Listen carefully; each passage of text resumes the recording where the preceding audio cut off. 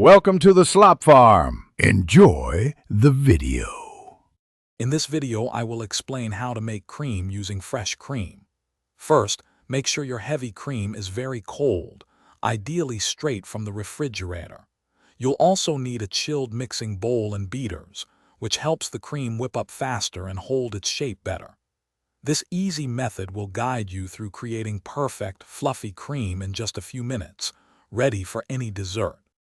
Now let's start whipping. Pour your cold, heavy cream into the chilled bowl. Using a hand mixer or a stand mixer with a whisk attachment, begin on a low speed to prevent splattering. As the cream starts to thicken, gradually increase the speed to medium-high. Keep whipping until the cream forms soft peaks, meaning it holds its shape but the tips curl over gently. To achieve the perfect consistency, continue whipping past the soft peak stage. You're aiming for stiff peaks, where the cream holds its shape firmly and stands straight up when you lift the beaters. This is the crucial point. Be careful not to overwhip as it can quickly turn into butter. Stop as soon as it reaches this firm, yet smooth, texture.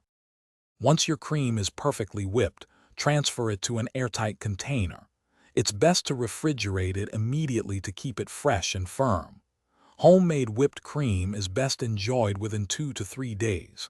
It's wonderful served with fresh berries, a slice of pie, or as a topping for your favorite hot beverages. Enjoy your delicious, freshly made cream. Thanks for watching. Consider subscribing if we helped you today.